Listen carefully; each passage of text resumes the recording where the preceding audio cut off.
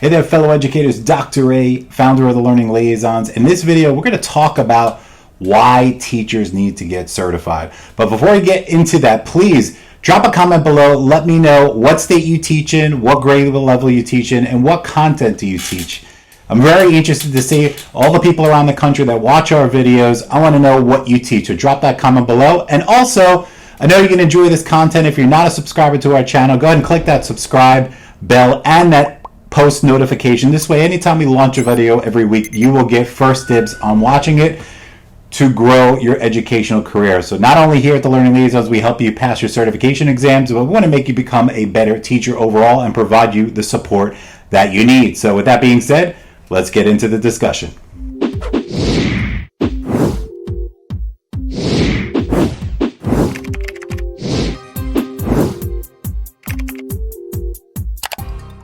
All right, so I've been in education since 2021. So I am pushing over 20 years now in the field. And I always get the question asked especially from my undergrad students is, why do we have to get certified? Why do I have to take these exams, right? Why do I have to do this? Even our first and second year teachers or even third year teachers that are in our boot camps on our website for test prep will always message me and call me on the phone, or if I'm doing district live sessions, they always ask me, why do we have to do this, doctorate? This is so stupid. I have a college degree, or for my undergrad students, I'm getting a degree.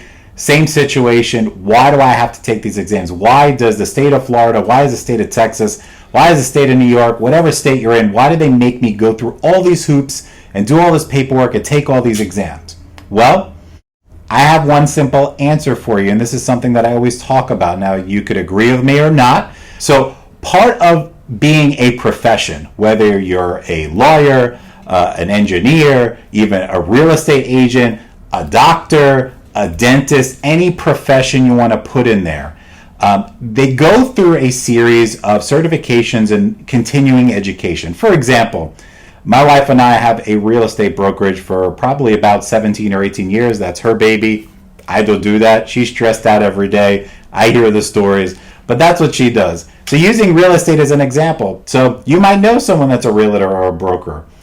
What they have to do is they've got to go to a school, like a class. Obviously, it's not a 4-year degree. You can do it in a couple of weeks or in a month. They've got to take a test, and they have to pass the test to get their license. And not only when they get their license, they have to go through continuing education. They have to always take PD online, in person, to keep those credits going to get recertified, right? Just want to give you a very easy example.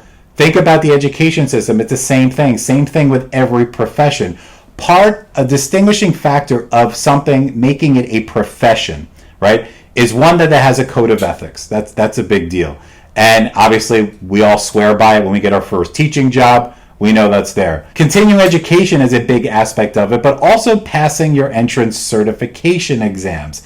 So I don't care if you put roofs on houses, if you're a home builder, if you're a real estate agent, if you're a doctor, a lawyer, a dentist, they all have to take some sort of cert exam. Teachers are no exception. Now, the question is, why do I have to take this exam, Dr. A, if I already did all the coursework? Now, we all know this. I'm not going to tell you something that you don't know.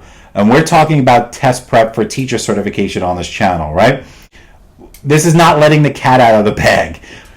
These tests do not measure how smart you are or how great of a teacher you are or will be. I don't care what exam it is, right? However, there has to be a base level of understanding and content knowledge going into your career or your educational path, being an elementary school teacher, middle school, high school teacher, right?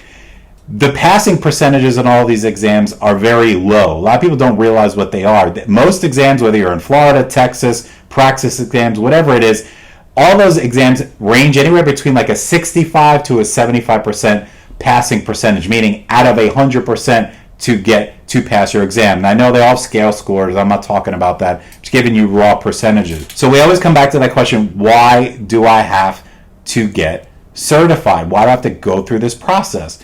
Because we have to show your state, your Department of Education, they have a baseline understanding of the concepts aligned with what you're going to teach, right? So if you want to teach high school world history or U.S. history. You've got to pass your corresponding exam. You don't need an A, you just need to pass it to get that part of your licensure done, right? But always coming back to that question of this video, why do I have to do it? Because it comes down to being a profession. Listen, I've done a lot of research, I've written a lot of papers during my graduate doctorate degree, and always the conversation, and we don't really talk about it in the school system, but I'm telling you, in academia, these conversations happen.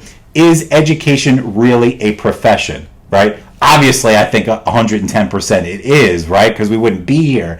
But those conversations always circle around in the world, especially in academia in the United States, and come down to teachers. We know that everybody doesn't think that teachers are an elite status, right? You're probably giggling when I said that. But if we go to some countries over on the other side of the world, when we talk about Japan or other Asian countries, teachers are seen up there on a pedestal. It's all about the cultural acceptance and the norms of the nation. Now, in this country, we know that a lot of people have high respect for teachers, but let's be real. We also know that there's other portions of the population that don't really respect teachers as much as they should, because frankly, we're in it because we know we are shaping the minds of our children as they're growing. We're helping them understand and make connections, become a better person as they grow up, and be able to think critically and problem solve whatever grade level as they go through senior year.